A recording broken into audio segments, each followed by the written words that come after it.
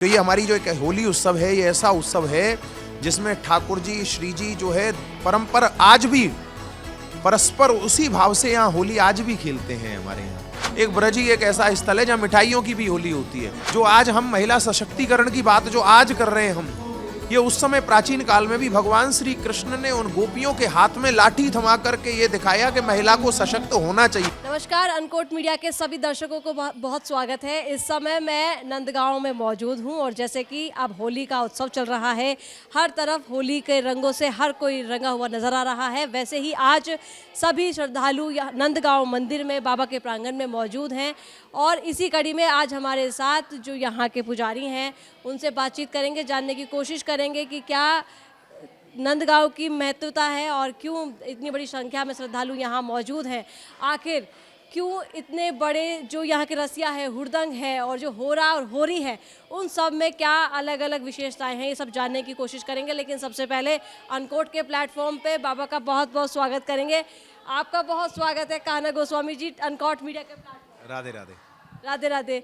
आपसे जानेंगे कि आज इतनी बड़ी संख्या में हमने श्रद्धालु देखे, हम जब से यहाँ आए हैं बहुत सारे उत्सव यहाँ देखने को, एनर्जी हमको यहाँ देखने को मिली। क्या विशेषता है, क्यों इतनी बड़ी संख्या में लोग आते हैं, कब से इसको हम मान रहे हैं, और सबसे बड़ी बात ये कि होरा और होरी ये सब क्या है?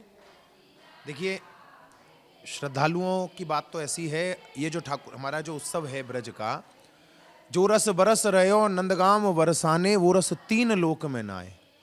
जो होली उत्सव में जो रस जो नंदगांव और बरसाने में बरसता है वो और विश्व में कहीं भी इस उत्सव का जो रस है होली का वो आपको कहीं नहीं मिलेगा। और ये हम लोगों में भी ऐसा नहीं है, जो बाहर से श्रद्धालु आ रहे हैं उनमें भी, ये हम लोगों में भी जो होली का जो चाव रहता है वो पूरे वर्ष हम लोग इसी उत्सव का इंतजार करते हैं। क्योंकि ये हमारी जो एक होली उत्सव है, ये ऐसा उत्सव है जिसमें ठाकुर जी श्री जी जो है परंपरा आज भी परस्पर उसी भाव से यहाँ होली आज भी खेलते हैं हमारे यहाँ। तो इसीलिए हम लोग भी यहाँ उसी भाव से आज भी ठाकुर जी की उसी होली परंपरा को यहाँ चलाए आ रहे हैं।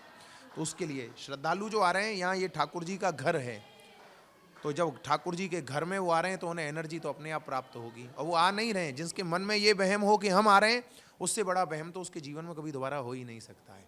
आ नहीं रहे, उन्हें खुद ठाकुर जी राधा रानी पकड़ करके ला रही हैं कि आ जाओ, आज हमारे होली उत्सव में शामिल हो गए। तो ये कृपा है उन पर भी, जो ठाकुर जी उन्हें यहाँ बुला करके अपने इस उत्सव के साक्षी उनको बनाया है उनका। ये कहा जाता है कि जब भी होली की शुरुआत होती है तो सबसे पहले नंदगांव से शुरू होता है, तो इसके बारे में क्या सत्यता है? जी बिल्कुल सही कह रहे हैं आप। अपने यहाँ जो होली उत्सव प्रारंभ होती है वो वसंत पंचमी से ही होली का डांडा गढ़ जाता है, उसको बोलते हैं डांडा गढ़ता। कह देते हैं जगत होरी ब्रज होरा और ऐसो ये देश निगोड़ा। ठाकुर जी के यहाँ अपने यहाँ वसंत पंचमी से ही होली उत्सव, ठाकुर जी को गुलाल चढ़ना, ये सब शामिल चालू हो जाता है। और होली के आपके यहाँ जो होली होगी उससे पहले हमारे यहाँ अपनी अष्टमी नवमी को होली हो जाती है। ये उसी काल से अष्टमी के दिन पहले बरसाना से सखियाँ आती हैं ठाकुर जी को न्योता देने के लिए कि लाला आप हमारे यहाँ होली खेलने आओ।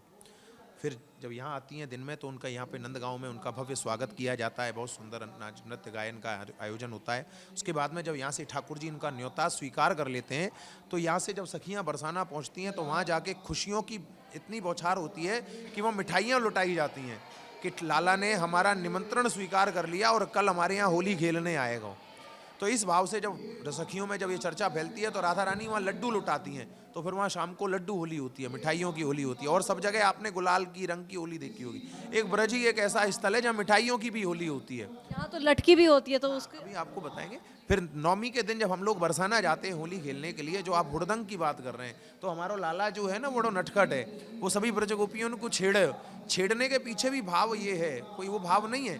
उनको छेड़ के जो आज हम महिला सशक्तिकरण की बात जो आज कर रहे हैं हम, ये उस समय प्राचीन काल में भी भगवान श्री कृष्ण ने उन गोपियों के हाथ में लाठी थमा करके ये दिखाया कि महिला को सशक्त होना चाहिए। उस महिला सशक्तिकरण का जो ठाकुर जी ने संदेश दिया वो तभी से दिया कि आप लाठी लेके ये उसको लाठी का वो पूरा अपना प्रकोप जो दिखाओ, जिससे कि कोई बात ऐसी कभी अब जरूरत पड़े तो आप भी डट कर सामना कर सको। तो उसी समय से ठाकुर जी जब गए तो हम लोग वहाँ जब नवमी के दिन जब जाते हैं, ठाकुर जी जब होली खेली वहाँ, तो होली खेलने के बाद में जब ठाकुर जी वहाँ से बरसाना के लिए वापस चलने लगे, नंदगांव के लिए बरसाना, तो उस ब्रज गोपियों ने उन्हें पकड़ लिया कि लाला आपने होली तो खेल ली लेकिन ऐसे तुम्हें जाने नहीं देंगे। बोले क्यों? बोले जो लाला घर जाहो तो होरी को फगुआ लाओ। बोले हम घर जब जाने देंगे जब पहले हमें फगुआ तो दो। और ठाकुर जी बोले हमें तो क्या पता फगुआ क्या होता है।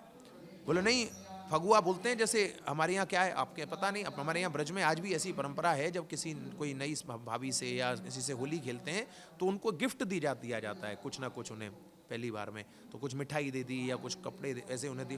तो बोले हम आपको फगुआ, बोले सखियो हमें तो जानकारी नहीं थी भाई फगुआ लेके आना, तो एक काम करो कल तुम नंदगांव आओ, हम तुम्हें फगुआ वहाँ देंगे नंदगांव में। तो दूसरे दिन दशमी के दिन बरसाना से जो गोप आते हैं वो सब सखी भाव में आते हैं, तो उनको यहाँ फगुआ दिया जाता है फिर उस दिन। तो ये परंपरा ये उसी परंपरागत तरीके से आज भी यहाँ चली आ रही है। ये जो बाबा का परिवार है, एक बार इसके बारे में विस्तार से बताएं, क्योंकि हमने ऐसा पहली बार ये दरबार देखा है, तो बाबा के ये परिवार के बारे में। देखिए ये ठाकुर जी का पूरा परिवार है, भगवान कृष्ण का सबसे बड़े पगड़ी वाले नंद बाबा हैं, जिनके नाम से हमारा ये गांव बसा हुआ है।